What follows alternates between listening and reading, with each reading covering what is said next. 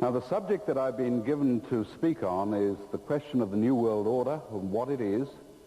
And I think the title is The New World Order, Seduction or Solution. And that is a very provocative address because the New World Order is hardly known amongst a whole lot of people. So broadly what I want to do is to divide what I've got to say into two parts. First of all, to try and give you some historical background on what the New World Order is and what is involved and how its overall structure has been developed over a considerable period of time. And then from there we're going to come back and we're going to have a look at its impact and its effect and what it offers to Australia. And by the time we've got through that, we should have provided, I believe, certainly enough material for you to make some sort of decision about what you see as the future of this country and what part you have to play in it and what this means for your children and for your grandchildren, because all the things that are happening at the moment are of incredible importance for the future of this country. Now, the New World Order has really only just appeared as far as the general public is concerned. Most people had never heard of it until we had a war in the Middle East against Saddam Hussein.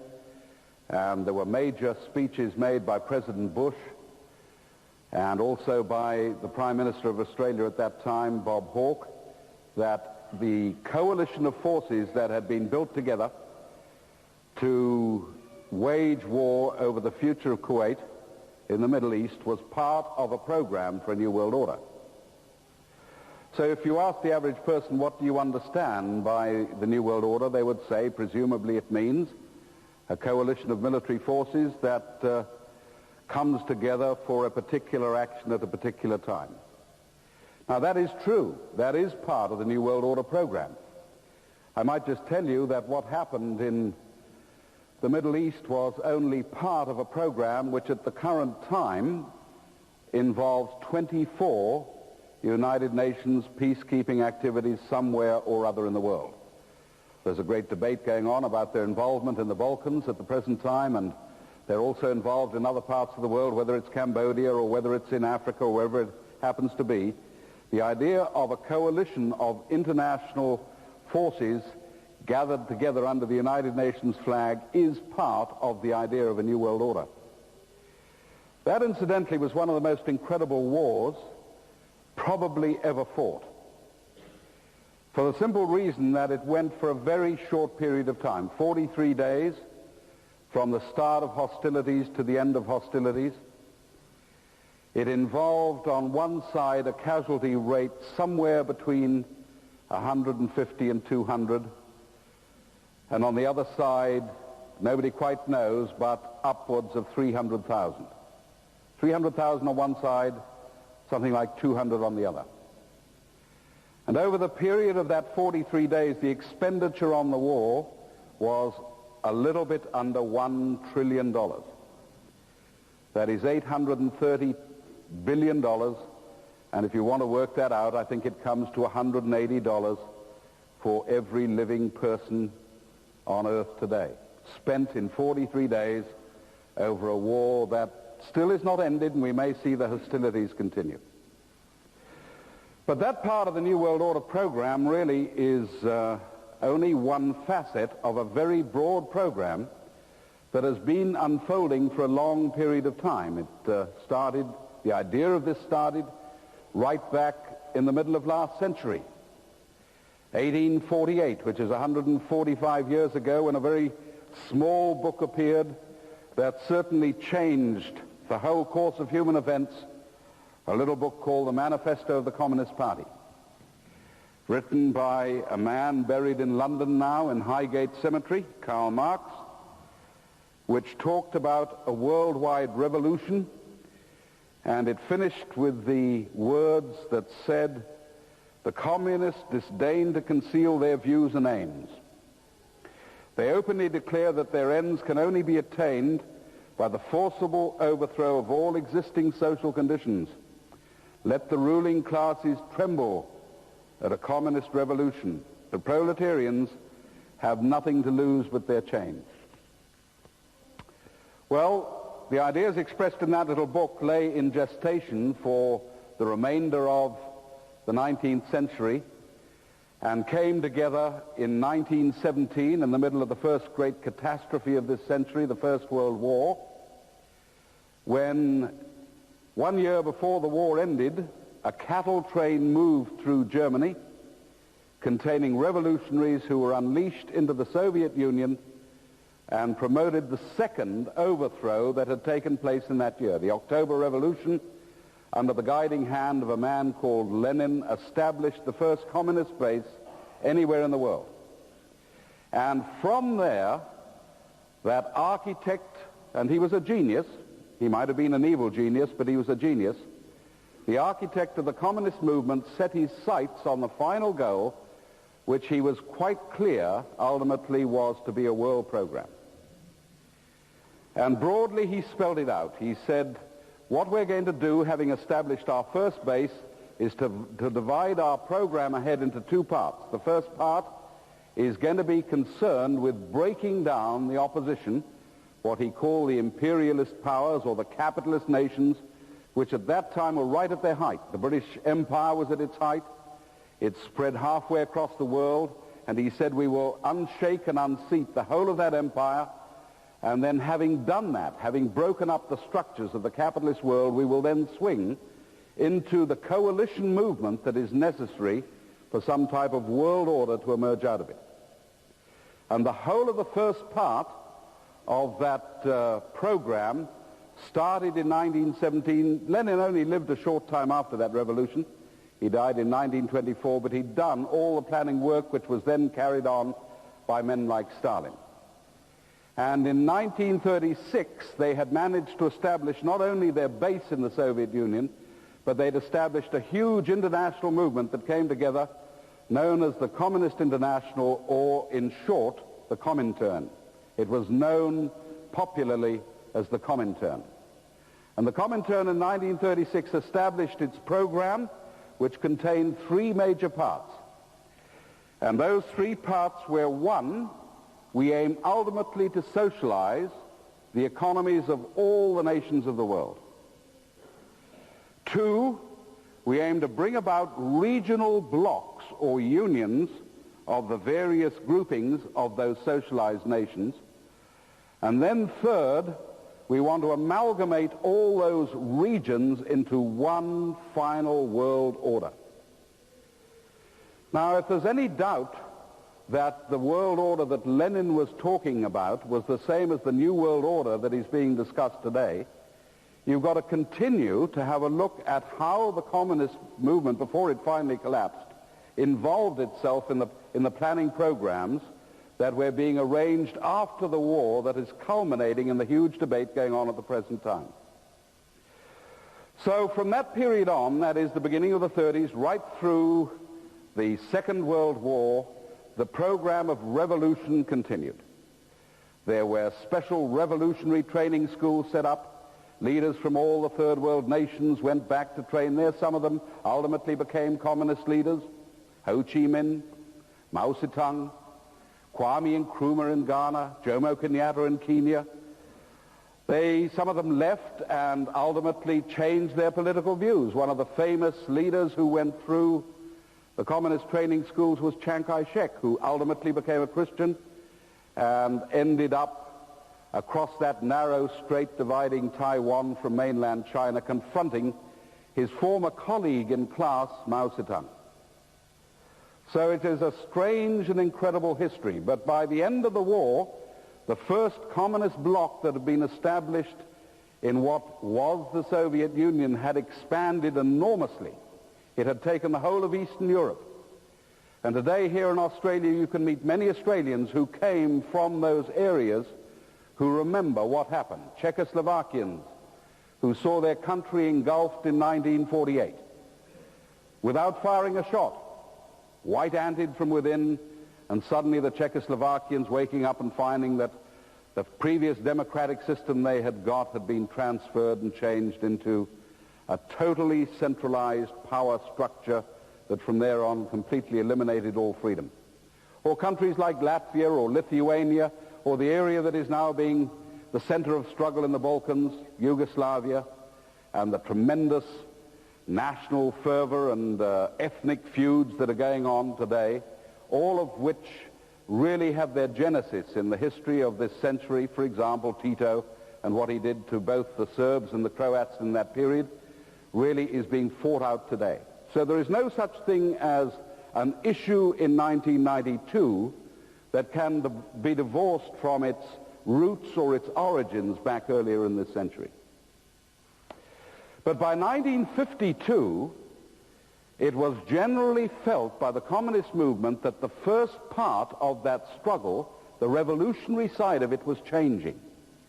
Already the decision had been made in colonial powers to abandon their former colonies and to move out and to leave what used to be called newly emergent nations in Africa and Asia or Latin America, wherever it happened to be, which broadly today we often call the third world, nations which are struggling to establish reasonable economic systems.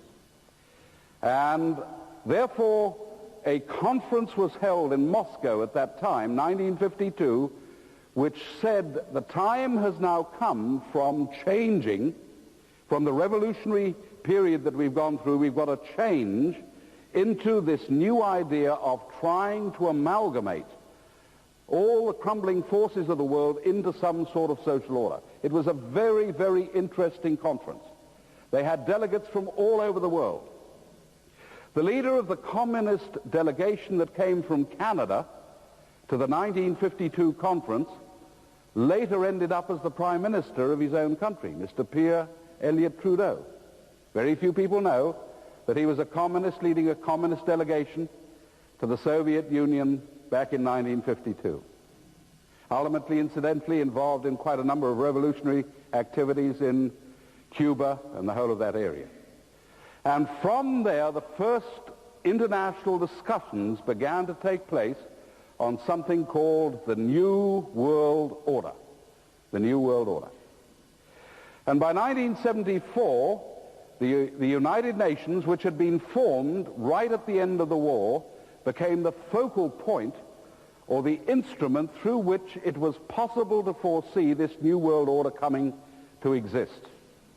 And by 1974, the Sixth Special Assembly of the Sixth Special Session of the General Assembly of the United Nations made a formal declaration for one part of the New World Order, which was the new international economic order. And broadly, the New World Order has got part of it devoted to economics, part of it devoted to what you could call the social norms and rules of the new world that they're trying to shape, and part of it is to deal with the military side or the policing side of it, which is the bit that we saw in the Middle East against Saddam Hussein.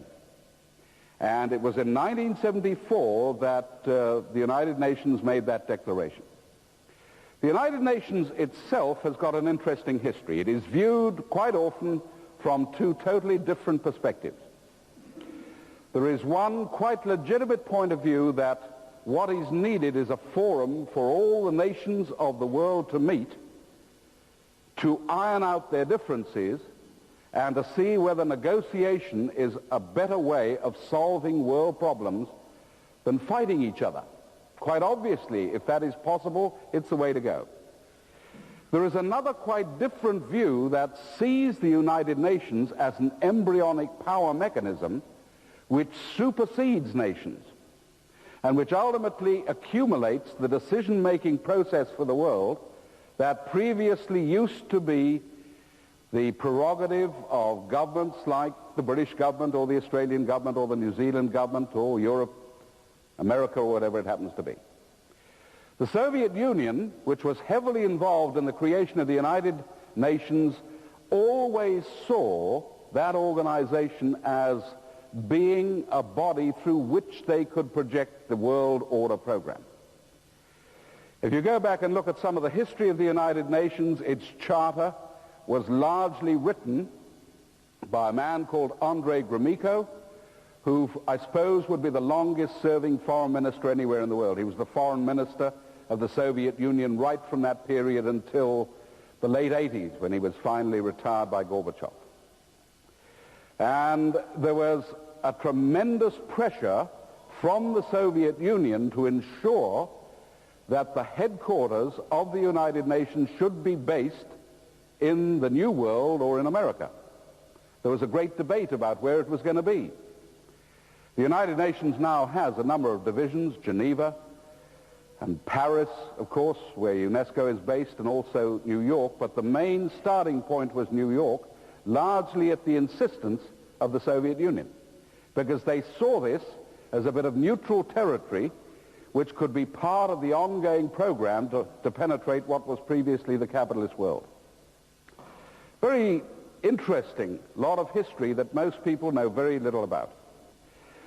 So if you can get the picture of what happened, the communist world went through this revolution, the revolutionary period of breaking up the capitalist world, and then having broken its basic foundations, changed course to bring all nations, perceiving the United Nations to be the body to do this, into some type of coalition which ultimately would become the focal point of a new world order which they had always seen as the legitimate goal for the communist movement. Now, please don't misunderstand me by assuming that I am trying to say that the New World Order is simply a communist movement. It is not. There was a tremendous involvement from a whole lot of other bodies in the Western world which saw the same idea in their own garb. There were people who believe in a New World Order that has a capitalist form. There are people who believe in a New World Order that has a religious form. So everybody who pushes towards the New World Order idea tends to see the final outcome in terms which are acceptable to them. That is one of the difficulties. That if ever we got a New World Order, there would immediately be tremendous conflict as to what shape it should be, what values it should reflect.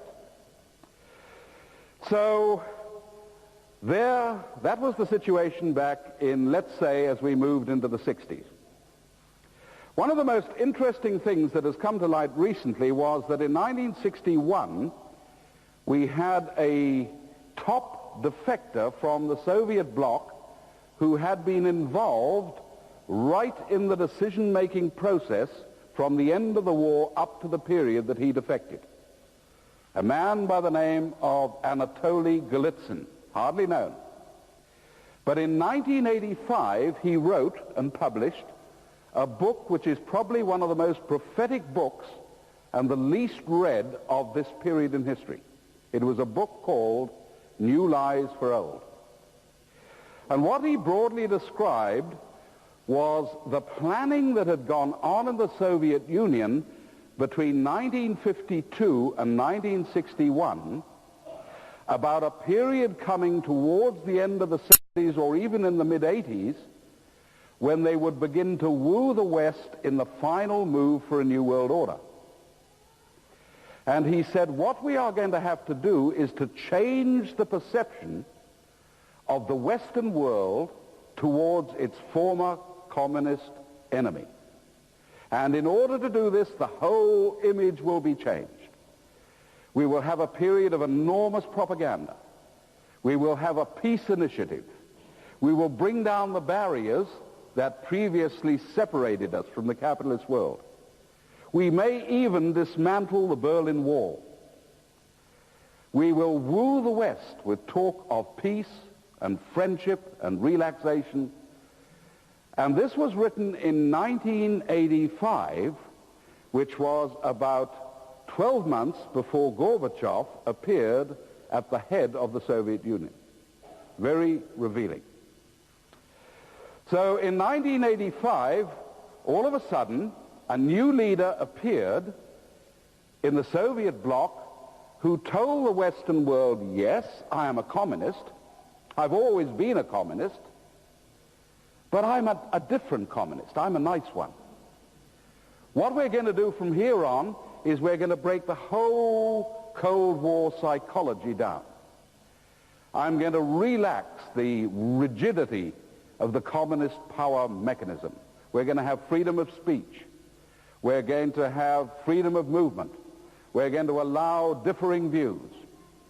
And this was taken up by the West, which itself was exhausted as a result of this long, protracted period of the Cold War. Thank goodness communism is changing. In 1986, the Soviet ambassador here in Australia placed full-page advertisements, which very few people read, in the papers, the Sydney Morning Herald and the Australian, which talked about the New World Order that Gorbachev was wanting to bring in. We want to be friends. We want international cooperation with regard to economics. We want a change in the Cold War, and the West wooed and accepted that message with alacrity. And so Gorbachev then left and went to New York, America, went through Britain, and was feted. It was one of the most incredible propaganda exercises probably ever seen. I read a report of how the visit of Gorbachev to the United States of America was set up. 2 Aeroflot jumbo jets full of Soviet personnel were flown into New York to set up his program. The theme of the program was simply human interest. There were to be no interviews with Gorbachev on international politics. It was all human interest. His wife went along with him, and for day after day after day after day, the interviews were simply on the grandchildren and the fashions that they wore in the Soviet Union and the type of lipstick that Reza Gorbachev bought in Russia and how she was shopping in the West, and how they had got married and how they had met and how they'd gone through college together. And it was absorbing stuff to a Western world that knew very little about what was happening behind the Iron Curtain at that time. And at the end of that program, there was an opinion poll run in America which showed that the Gorbachevs were more popular in the United States than their own president at the time. Now that is brilliant propaganda, to be able to achieve that. He was painted in Time magazine on the front cover as Man of the Decade, and was finally given the Nobel Prize for Peace by the United Nations. Now this culminated in 1990 of August. And you could really say that this program that was set in existence by Lenin, and which had fought its way right through the Depression and right through the Second World War and right through that subsequent war period, culminated in a strange conflict, not only between 2 systems, but between 2 individuals. Perhaps I can just show you the validity of this by giving you the background to this little book which was given to me by a trade unionist in New Zealand when I was lecturing across there in 1979. The book was being used as a major study source for all the trade union branches in New Zealand at the time, and I subsequently discovered it was being used here in Australia, particularly in what is broadly called the left wing. It was written by a top economist by the name of Ernest Dubminski, who was trained in the Soviet Union but who was working in the United Nations. He had a job in a division of the United Nations called UNCTAD, United Nations Conference on Trade and Development. He was part of a team of 400 Soviet officials working in that department. And the little book that he wrote in 1978 and printed in the Novosti Press publishing house in Moscow was the Soviet evaluation of the New World Order, which the United Nations had declared to be the program in 1974.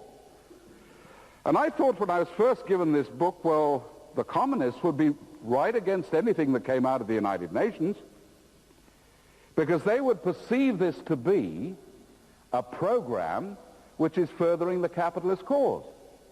And I was astounded to find that when I opened this book and started reading it, it was quite specific. Mr. Ernest Dubminski, writing in 1978, said, "The agenda for the New World Order was first put on the drawing board by Lenin back in 1920. If we can persuade the nations of the Western world to release their national decision-making mechanisms and to transfer them across into international organizations, this will ultimately provide us with exactly what Lenin was talking about, the means to bring in a new world order, which is the ultimate in centralized power. So here was a Soviet evaluation of what was originally in the West claimed to be a Western program, the New World Order, that said this is exactly what we've always wanted, and it's exactly what Lenin was talking about back in 1920. And Gorbachev was the man who was picked to present the new image of communism to the West in order to provide the base where the whole Soviet bloc could be brought into the new world order that was being prepared. And he was undone by one lonely individual living in the United States, whose name is Alexander Solzhenitsyn. And he probably, more than anybody else, has shaped what is happening in the Soviet Union today. Solzhenitsyn was a man who was born at the peak of that Stalinist period. He was brought up through communist training schools. He was taught to spurn any idea of a creator or a god. He was absolutely convinced that dialectical materialism and scientific socialism was the way the world would ultimately evolve to some shining destiny. He moved into the army and became an officer. But then he began to come face to face both with questions relating to freedom and questions relating to the spiritual side of man. And he began to speak out on his disagreement, his growing disagreement with the establishment inside the communist bloc. And the price for doing that was to be isolated or tortured or imprisoned, and he ended up doing 8.5 years in a slave labor camp in this new... This was going on, the latter part of Solzhenitsyn's period, at the time when Gorbachev was preparing to come to power and bring the Soviet bloc into the New World Order. In the 8.5 years that he was in the slave labor camp, he finally became a Christian and has written extensively of his experiences during that time. While he was in the same slave labor camp, he wrote the first volume of the Gulag Archipelago without a pencil and paper. He's recorded how he did it in one of his most recent works called The Oak and the Calf, and the way he did it was with a box of matches. He had one box of matches in his prison cell which he used to break into different shapes, and every time he could produce a different shape with these matches, it reminded him of a paragraph or a particular historical incident or a chapter that he'd written in his mind, and he came out of that environment finally with nothing but the matches and wrote that book in an incredibly short period of time simply by looking at the matches to remind him how he'd done it. And they didn't quite know what to do with Solzhenitsyn, whose literature was so profound and so majestic that it was not only moving throughout the Soviet Union, but was moving out into the Western world. They gave him the Nobel Prize for Literature while he was still locked in the Soviet Union. If they killed him, they would turn him into a martyr. And so they decided in the end to throw Solzhenitsyn out into the Western world, where he might be a sensation on media for a short while and then would sink into obscurity. So out came from the Soviet Union this lonely exile, who then began to speak to the West. And the message he brought from the Soviet Union is that you are going to lose this war because you've forgotten God. That was the theme that he produced everywhere. You've forgotten your spiritual values. You've forgotten the enormous heritage that you've got. And you might have to rediscover those things through going through the process of misery that we've gone through inside the Soviet bloc. And right at the end of this period, in 1989, Gorbachev, Solzhenitsyn wrote a book which was really a letter back to the people of the Soviet Union. He wrote that letter just as Gorbachev was preparing to go to the Western world.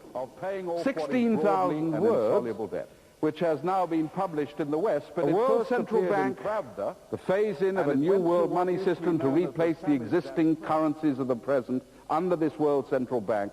The third part of the program is something called the IPC, the Integrated Program for Commodities, under which the control of the production and distribution of the major foodstuffs, fibers, and minerals of the world would shift out of national control into the United Nations Conference on Trade and Development, which is a big body in the UN. And by the time you've gone through all that, the decision-making process for economics would move into the United Nations. The second part deals with the social order. It is the new value systems whereby men and women shall live in the world of the 21st century. And these are now being transposed out of the United Nations into every country that will accept them or endorse them or ratify them in the form of treaties and conventions. We have hundreds of them now into Australia. They always come out sounding absolutely beautiful. The United Nations Convention on the Elimination of Discrimination on the grounds of sex or race or marital status or religion. People say, what's wrong with that? Sounds perfectly logical to me. Who wants to discriminate anyhow? Forgetting that the original definition of discriminate was to choose. Why should anybody want to discriminate against women or men or people of another color or people who have a different faith system? And the fair-go reaction of the Australian is, that sounds reasonable to me. We're a reasonable people. So they ratify that convention, which comes in and is translated into law, and by the time it begins to work, it produces the exact opposite of what you thought it meant. It is now illegal to go to your own local newspaper and place a little advertisement in the classified section saying, I would like a married couple to come and work on my little farm or in my business. Because the word married is a form of discrimination against unmarried people. Is that what you thought it meant when you first heard it? The elimination, or let's say, the Convention on the Establishment of the Rights of the Child. Doesn't that sound terrific? We are right against any form of the exploitation or abuse of children. Why not have an international convention on the rights of the child?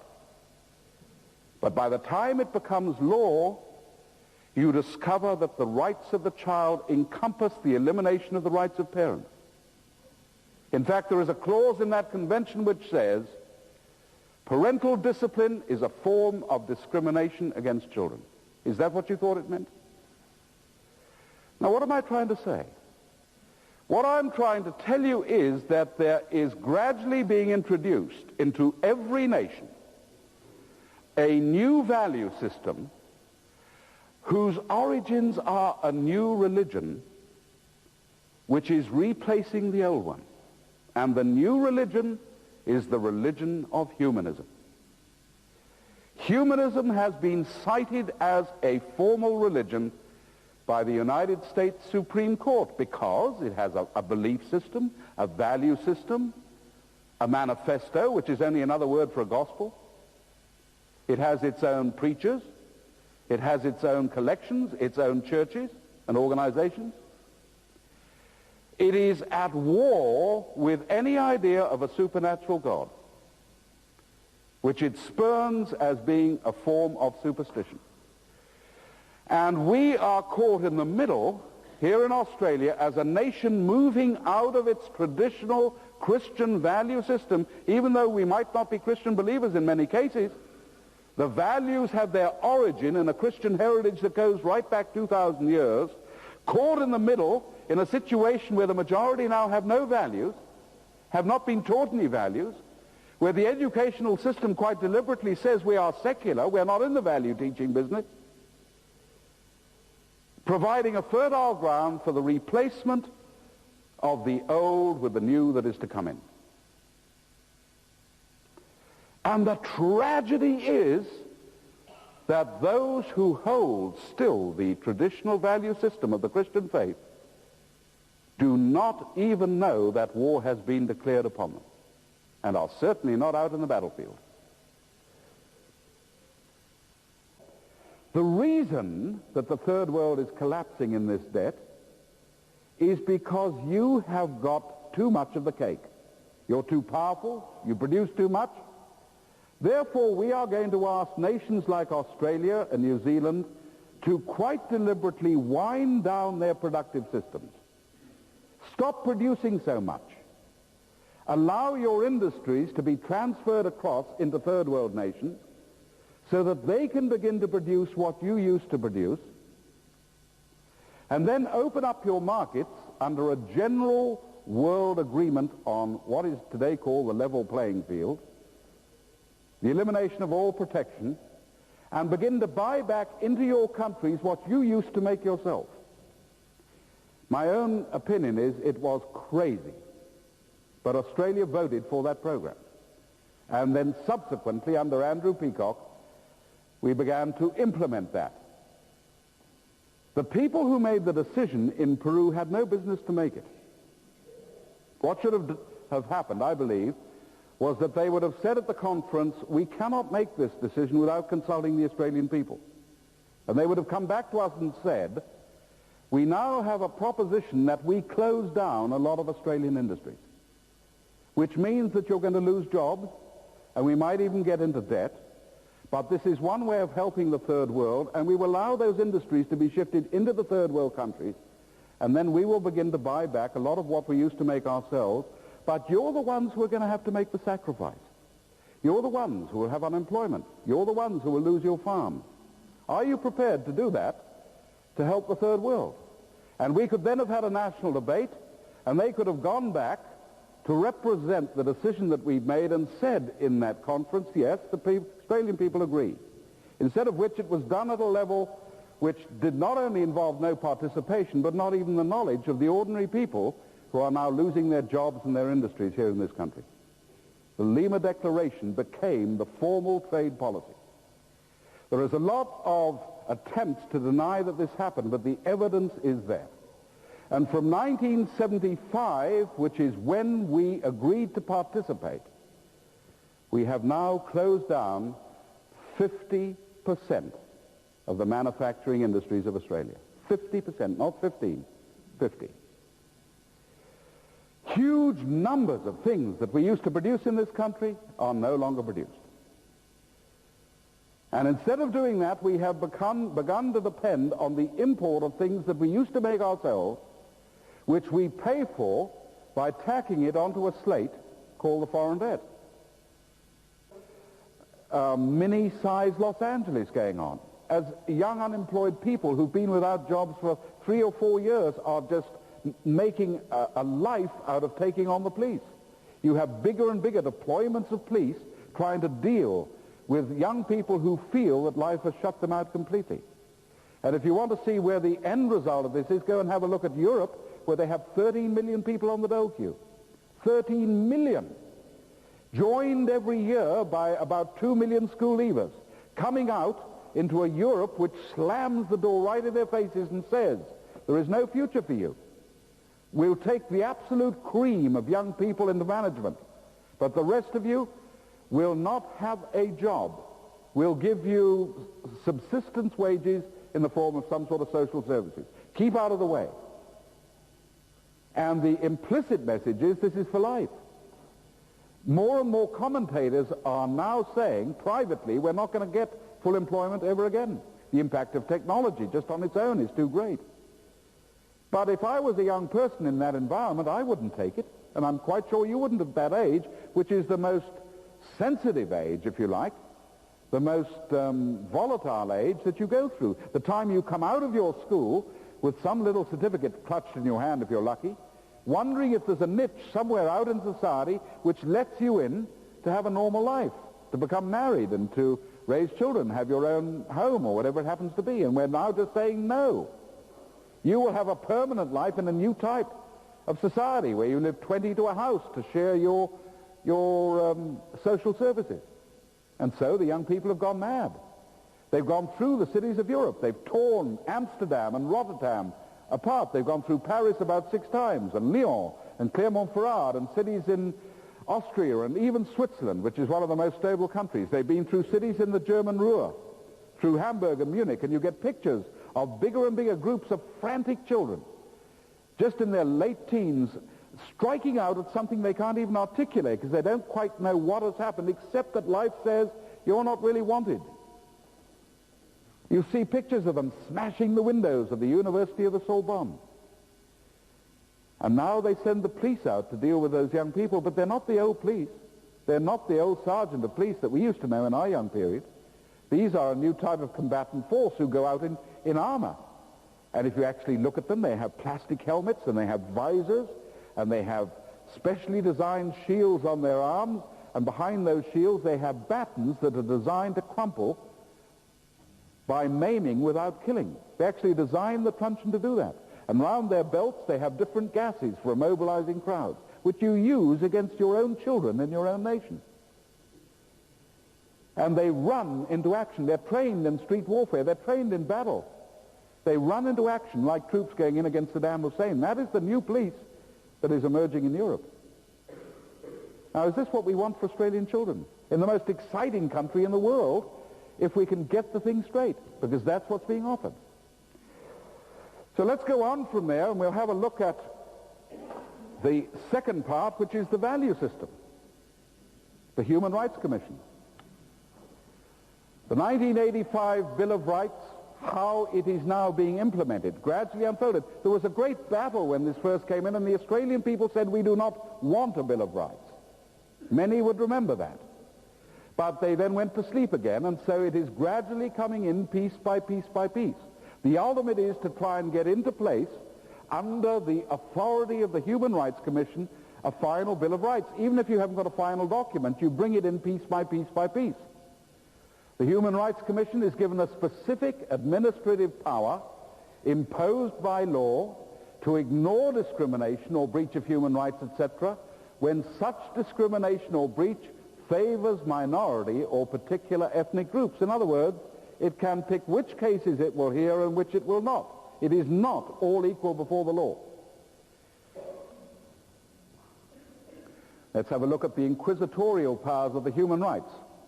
Now that sounds very emotive, but it is true that the human rights has a number of powers not traditionally given to the courts in a common law system under our traditional Christian view of things. Let's go on and have a look at these. No right of legal representation at compulsory conferences or inquiries before the Human Rights Commission. Now, if somebody puts in a legal complaint against any person in this room that they were kicking their dog or were abusing their child or done something that comes under the Act, the Human Rights Commission can demand that the person who is complained about appears before it at their own expense and without legal representation. And that person is not allowed to know who has made the complaint, so can never confront their accusers. This is right against the principles in Scripture, which insisted there had to be a minimum of 2 witnesses, so that any person accused had the right to defend himself or herself and cross-examine their accusers. That gradually goes out. And the Human Rights Commission can now bring in principles that we've never had before.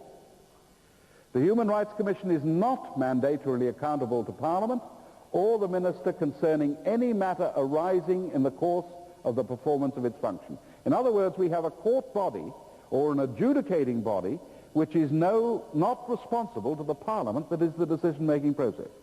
It is responsible ultimately to the United Nations. Incidentally, we've signed a protocol now that last December that any Australian can appeal to the Human Rights Commission in the United Nations now. And the next step is that the Human Rights Commission in the United Nations can make judgments which are binding upon Australia. So far, we haven't quite made that step. There is no right given to a person or organization about whom a complaint has been made to the Human Rights Commission to know the identity of the complainant or the details of the complaint or the evidence upon which the complaint is based. Right against all the principles of common law. The Human Rights Commission has power to do all things, this is under the Act under which it's been established, all things necessary or convenient to be done for or in connection with the performance of its functions. It can take any action it pleases. The Human Rights Commission can conduct an examination or inquiry in private, and the Act says it is not bound by the rules of evidence. Now, can you imagine that happening? A court which is not bound by the rules of evidence. So that is the second part of the New World Order. There's the economic part, now being implemented in Australia through the Lima Declaration. The second part is the value system, ultimately to culminate in a complete Bill of Rights based on the new religion of humanism, which is set its sights on replacing the value system that we've had in the past, and which already, like the Trojan horse, is half established here in Australia. And this, while it talks about freedom, produces the dead opposite. It produces a controlled society, a society where the government fears the people, or disarms the people, or surveys the people, or collects more and more data on the people, or asks people to inform on each other, all of which is gradually coming in the Whistleblowers Association, or whether it happens to be the collection of data through tax file numbers, and the centralization of that, the sharing of information now between various government departments, the corruption that comes with selling that information to private institutions, although they promise you that this would never happen. And so we've had warnings coming out from those who are concerned about the effect on civil liberties. In a free society, people should scrutinize the government, not the other way around. Geoffrey Walker, incidentally, one of the top constitutional lawyers in Australia, who's just gone to America and is doing a world study now on the AIDS question and the implications of it, who has written warning of the dangers of some of the legislation going with traditional values for the individual and freedom for the individual. Another one. The underhanded theft of Australia's privacy, a report in The Australian. The federal bureaucracy has resolved to bring the populace to heel. Roger Clark, reader in Information Services, Australian National University. Now, after all the promises made by government ministers that the information taken on each individual would never be shared amongst government departments and would certainly be protected against misuse, we've seen the recent reports where a number of officials are now being charged with selling huge quantities of information to banks or private companies. It is the controlled society where freedom, you get a population in the end that becomes corrupt because it dares not stand for what it believes in. The ultimate form of corruption, if you want to see this, was in Greece, 500 years before the time of Christ, where they had a slave society. They had slaves in each household. And the barbarians came in at one stage and promised to release all the slaves. And when it came to the point, the slaves refused to accept their freedom because they would have had to start making decisions and accepting personal responsibility and fighting for their own rights. And people can become so compliant that nobody wants to rock the boat. Nobody wants to swim against the tide. Nobody really wants to take an unpopular stand. And we can get so compliant and so weak that you can have things that are occurring in broad daylight in our streets, a rape, and people will cross the street and walk by rather than get involved. That is the depths of corruption, the depths of corruption.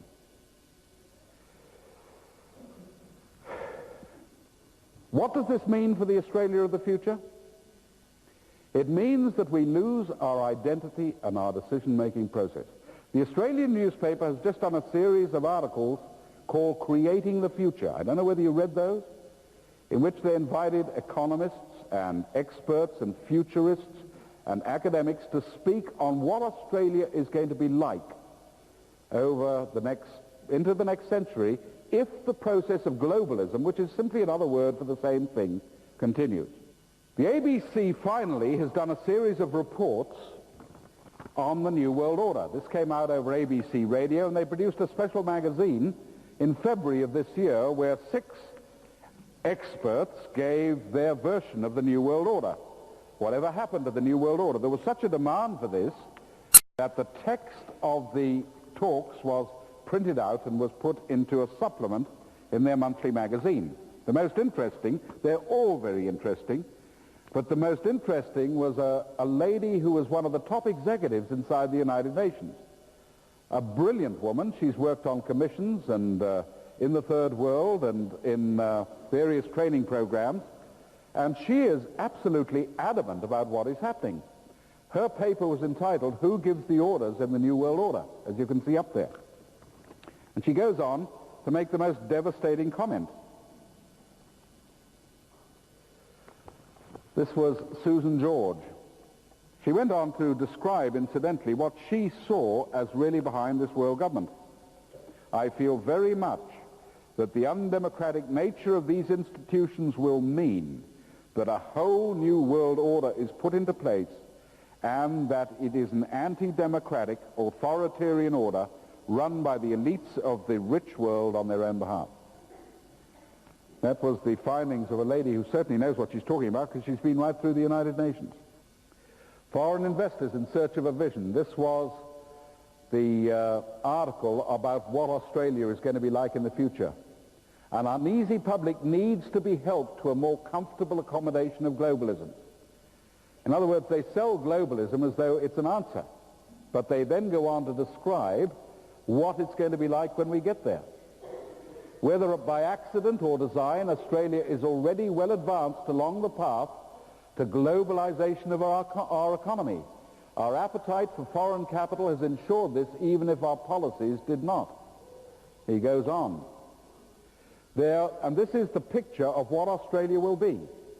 There will be no national products or technologies, no national corporations, no national industries. There will no longer be national economies, at least as we have come to accept the concept. Now, if you believe that to be so, and we have no national economy, no national industries, no national products, what happens to those who currently own industries? There will be no national shops, no national factories, no national farms. It will all be part of an international process. And if you accept that there will be no national economy, in the end we also have to accept that we have finally and completely disposed of the Australian Constitution. Because the Australian Constitution is adamant that the decision makers and the owners of Australia are the Australian people. That every person in this room has got a stake in that. Every person, if you like, young and old, is a shareholder in a company called Australia Unlimited, which comes or humbly relies on the blessing of Almighty God. That is to go out, and the new global idea comes in where no Australian has any equity in their own country. Incidentally, that statement went on to point out that we would still live here, but we would have no ownership in the whole participation. So that broadly is the proposition which is now lined up for Australia, and I think is likely to come through between now and the end of the century. So, ladies and gentlemen, for better or worse, that is the picture of where we are now. And I believe that each person has to make a decision as to where they stand in this situation. We're now reaching a point where the idea of national sovereignty is spurned and is regarded as reactionary. The United Nations Association of Australia recently came out to say that world government is the only solution to the problems of mankind. Anybody who disagrees with world government is an anarchist. I've got to confess to being an anarchist, if that's the definition. I've got nothing against cooperating with other countries. I've got nothing against trying to get as many mechanisms going for peace as possible. But I am against the idea that the only possible way that this can be done is to prohibit the Australian people from having any real say in the makeup and the future of their own country, because that's the price we're being asked to pay. How soon will this happen? I don't know. My own belief is it is going to work its way through to some sort of culmination point between now and the end of the century. I don't say this in any prophetic sense at all, simply on the pragmatic evidence of where we are now and how quickly this thing is unfolding. I can tell you this, the Australia that we will be in 10 years' time is going to be totally unlike anything that we've seen now. One of the questions that I'm often asked is, could Australia survive if it had to do it? Just think about that for a moment. Let's look at a hypothetical case. Imagine the whole world dropping beneath the sea tomorrow, except this country. Here we are, 17 million people in a very big island continent, and every export market and every import has disappeared. Our politicians and our economists have got to change their whole way of thinking. They can't play macro or micro or freezing or squeezing or cooling or heating or contracting or expanding, or all that jargon disappears now. So they probably all drop dead of a heart attack, which would be a major plus. And then ordinary people would ask ordinary questions and would emerge out of what is really a form of black magic. Like a housewife looking after her family, or a husband looking after his business. We start asking practical questions. We have 17 million people here, which is nothing. There are 19 million people in Tokyo, 22 million in Mexico City. We've got 17 million people sharing what really is a promised land. Could we live, could we feed ourselves here if we had to do it? And the answer is probably 10 times over. So nobody's got to starve. In that case, why is it in every capital city of Australia and a lot of country areas we have special programs feeding children at school because they're not getting enough to eat at home? Isn't that a disgrace? The program started in Adelaide last time I lectured there because a headmaster found Australian children going through the dustbins in his school grounds to find something to eat. This is Australia, not Ethiopia. Could we clothe ourselves, or are we all going to streak around naked? I once worked out if we had to use our own wool in this country, every Australian from 1 day old to the oldest person would get 68 suits and 127 blankets every 12 months. So we don't have to really go cold. And do you know, there are thousands of Australians can't afford one decent wool blanket in the greatest wool producer the world has ever seen? Could we house ourselves? Imagine a situation where the government policy said to the whole building industry, we want you to stop building any tourist resort hotels, any city office blocks, any new government department, and put the whole of Australia's building industry to providing every Australian who is homeless with a decent home. How long would it take us to fix it? 3 years? Probably a bit quicker. Have we got enough energy? Petrol, oil, natural gas, it's coming out of our ears. Have we got enough coal? Perhaps we're short of minerals. I once worked out we've got 92 out of 94 minerals known to mankind. There is no other nation that can come near that. We are the most blessed country in the world in physical terms. And we sit in the middle of all this, destroying ourselves, getting into debt, seeing families crippled, governments corrupt. Our nation is becoming a debtor nation. Our young people have very little hope. They take trips now into the subcultures of drugs or crime or whatever because the reality of Australia doesn't seem exciting anymore. And yet we have such a lot going for us that if we can't get it together for the Australians of the future, we don't deserve to keep it. Well, people say, what's going to do it? Do we need a new politician? Heaven forbid. We want a regeneration of the people, and it has got to be based on spiritual principles. If we don't get our spiritual values correct, we might as well forget the rest. There has never been a civilization in the whole of mankind's history, Christian or otherwise, which has not started from some agreement on values, some acknowledgement of what is right and what is wrong. We're producing generations who don't even know that now. And ultimately, we've got to accept that there is a power higher than politicians.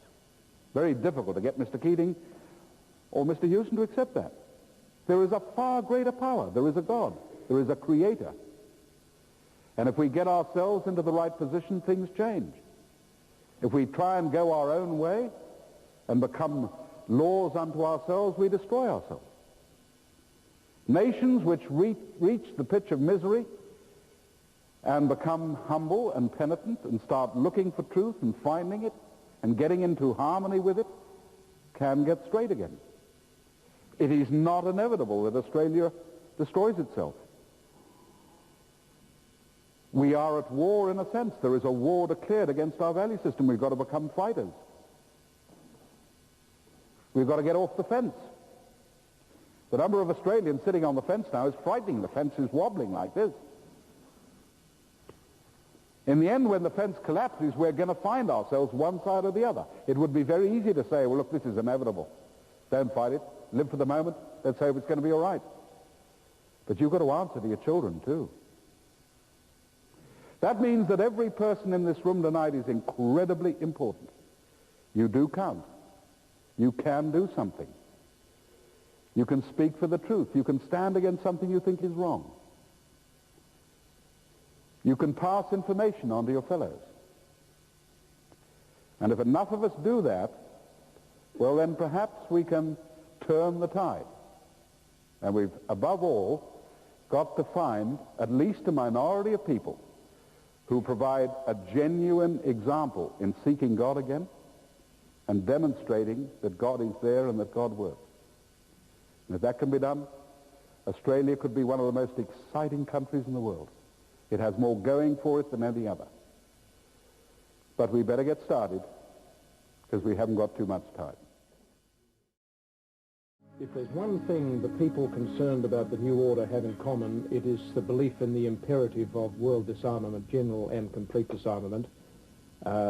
Many publications in the United States have written about this. Not many are in the public domain. There was a very important one around about 1961 issued by the State Department called Freedom from War, which was a blueprint for disarmament. They made the point that not only was disarmament necessary, but in order to maintain a state of disarmament, they wished to establish a sort of universal surveillance system. But this was in the days before the satellite technology was really developed, so they thought in terms and they wrote in terms of monitoring stations which should be established all over the world at all the major highways, railways and aerodromes to maintain surveillance of every nation so that after the nation had been disarmed they couldn't establish an army behind the back of the central authority. The United Nations would get all the weapons and all the atomic weapons and they would be the central controlling force. This is State Department policy of the United States. It's never been rescinded. Their program presented by the Kennedy administration in '61 was almost identical to a Russian proposal which had been presented about 5 years earlier to the United Nations, although from memory that didn't mention the universal surveillance that would be needed. Now, there are a lot of people, a lot of academics who are not seeking political power, who believe that there must be some kind of disarmament. They believe, as Einstein said back in 1946, if you don't have disarmament of nuclear weapons, then you're going to blow yourselves off the planet and that will be the end of humanity. Professor Urey, who won the Nobel Prize in Chemistry some years ago for an experiment where he was trying to develop life with electricity from basic amino acids, made the point that yes, we need to have disarmament, but he said, watch out, because when you establish a central authority that does the disarming, it's going to be a police state. So we're left with this incredible choice. We either risk random acts of nuclear terrorism or nuclear war at some time in the future, or we submit ourselves to the police state which is required to maintain the disarmament. It's up to people to work out what the choice should be. In the closing part of the last decade of the 80s, I became aware of a number of enormous computer centres that had been established and were being established in the capital cities in Australia, established under conditions of enormous secrecy. And on my radio program here in Sydney, somebody rang in one night and said, I'm working on a project involving an enormous computer. He said, I've worked on projects with the Department of Defence and with the intelligence authorities in the past. He said, but never have I seen anything with the backups that this system has. nor the size of the project, nor the degree of secrecy that surrounds it. And he said, "You're a journalist. Can you go and find out about this for me?" Well, the minister wouldn't talk. Telecom, under whose auspices these things were being built, wouldn't talk to me. I could not get a spokesman from Telecom on the program to discuss these things. Now, I dealt with this on the program, and pieces of information would come in dribs and drabs. Some journalists tried to get into one of these computer centres and were run off at pistol point. A friend of mine managed to get into one of these buildings before the computers arrived, and he was doing an inspection on behalf of the fire brigade, which was legally necessary. Although they had tried to keep him out, he pressed the point that the fire brigade had to inspect all new buildings to make sure they had the right sprinkler systems and so on. And as he was being taken through this giant building, about 2 acres in area, he asked what it was going to be for. He said it was like an enormous aircraft hangar. And the head of the project that was leading the delegation around said, "Well, we're going to put a computer in here worth $600 million. "Oh, and what are you going to use it for?" my friend asked. "We're going to print telephone bills," was the reply. "Oh, come on now," he said, "you know, you print perfectly good bills at the moment. I got one in the mail this morning. You don't need $600 million worth of computer to print telephone bills." And the answer was short and sweet, "Well, you know you're going to get an ID card, don't you?" was the response, and that's all he would say about it. So, to put the cost of this computer in perspective, Britain's air defence computer is worth about the same amount, and they expect that they won't have the bugs ironed out of that air defence computer until almost the end of the decade, of the 90s. When the tax department a little later put in a computer worth $300 million in Canberra, the Australian newspaper said this is possibly the biggest computer purchase of all time, and it was only half the value of one computer in Sydney, which we know is only one of a number in the network. And we now know they have something to do with the ID card. Well, a little while after I got this information, I received a visit from a person in our intelligence community here in Australia who naturally had to remain anonymous, but I checked his ID to make sure he did come from the intelligence community. He said, "A number of us are a bit upset that the whole thing seems to be run by the Americans, as in the Vietnam War. We thought we were doing it for Australia. We ended up being pushed around by Uncle Sam. And that is why some of the details of these things would fall off the back of the truck outside the homes of journalists like myself." He said, "You're on the right track with these computer centres, but you only know 1% of it." Now, this is, to many academics, a responsible way to manage a planet, and an ID card, which can keep track of people, is part of that system. There are arguments in favour of this. I can understand that. And I said to this person, I can understand that they want to keep it secret because it may not be a popular idea at first.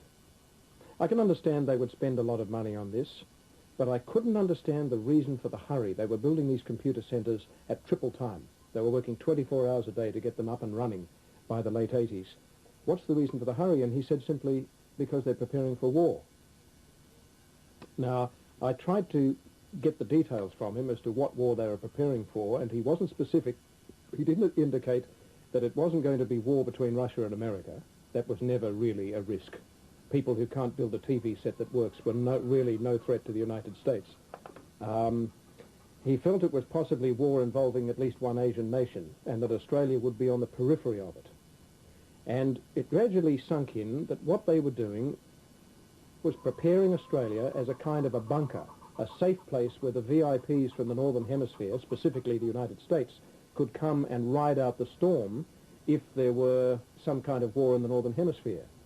Now, war is not the only risk. If you have a few more Chernobyl meltdowns, you put the food chain in the Northern Hemisphere at risk, because when there is a meltdown like Chernobyl, and there have been 2 so far, and there are 15 similar reactors waiting to go, and incidentally they're about to start up Chernobyl again because they need the power, so there's a risk of more radioactivity escaping, then all around the world at that latitude, you run the risk of the fallout putting radioactivity into the food supply, into the food chain. Implicit in the idea of a new world order is the introduction of a universal value system, or a one-world religion. History testifies that the government and social order of a civilization has always been determined by its religious and moral values. Given the multiplicity of faiths around the world, can the New World Order ever hope to bring them all under one faith? The short answer to that question is they cannot possibly do that, although it is believed that the way to do it is to obliterate all faiths that conflict with the idea of a world government and a universal value system. So there are religious connotations, quite obviously, to the idea of a new world order. The only way you can achieve it is to produce universal agreement on the values that are going to be incorporated, because values spill over into government and law. Islamic law is different from Christian law. To try and say that your faith is different from the way society is going to be run is simply not true, that the two are connected. Now, the only way you could ever produce a world order is to produce a one-world faith, and there is a lot of talk about a synthesis of all faiths into a universal faith. And we have what is called the syncretic movement, in which interfaith services are now held with increasing frequency, and you might find services in some of the cathedrals where the worship is shared by Buddhists, or the Islamic faith, where you might get an Islamic preacher and then a Jewish rabbi and a Christian prelate, all trying to find some common ground, although the fundamentals of their faith are in conflict. And the ultimate of this is to try and produce a sort of New Age faith, and that's where there is a spillover into the New Age movement. But in real terms, the Islamic people are the strongest of all the faiths in their opposition to the New World Order. And we've got to remember that the Islamic community is much wider than our perceptions, which are it is a Middle East faith. The Islamic faith stretches from West Africa, Nigeria, in a huge crescent that goes right through Egypt, right through the Middle East, right down through countries like India and Burma, and spilling over into China itself in some areas, and then down to the biggest Islamic nation in the world, which is Indonesia, just north of us. And they are growing now in their unity, incidentally spilling over into the southern part of the Soviet Union, where a large number of those newly emergent republics are Islamic. Now, in the Islamic world, the new feature is what is called fundamentalism. Let's go back to the roots of our faith and reject any compromise with other faiths. So fundamentalism, as expressed by the Ayatollah Khomeini or some of the other leaders, is a major factor that perceives itself to be at war with the West and to be at war with the New World Order. And some of the strongest stuff in opposition to the New World Order is coming from the Islamic side of things.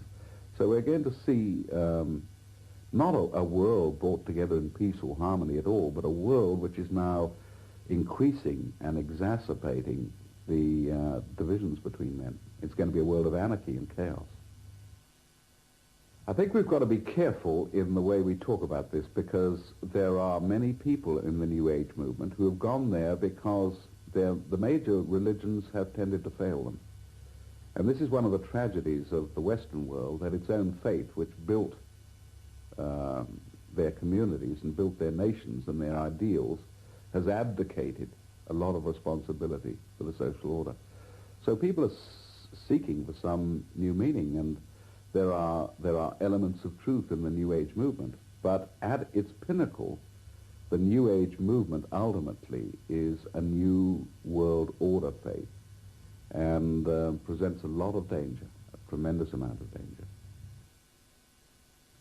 It is linked into the idea that there is no personal God, there is no supernatural creator, but that God is within you. It sometimes spills over into pantheism, that nature itself is God rather than being the creation of God himself, or that the human being can simply tap into his own inner resources and find in there a type of self-worship that replaces true worship. And therefore it is a delusion in many cases.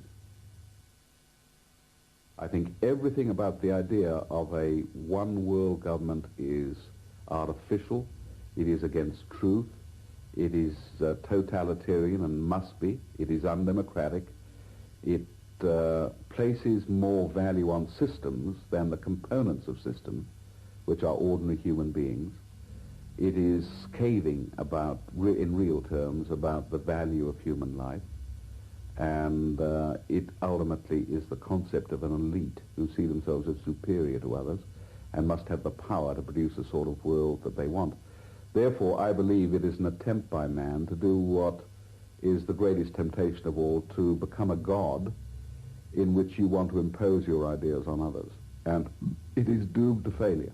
When I don't believe we're going to see it. We might see a short attempt to try and impose some type of order on people, but already the chaos that is being produced, the bow wave of this New World Order movement, is so great that it's threatening to engulf the very ship that's pushing it along.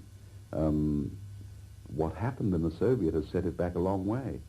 What is now happening in the tremendous growth of concern about the directions we're taking is growing stronger the whole time, which means that we're, I believe, moving to a period of anarchy and breakdown in which a seedbed for the reemergence of truth is possible.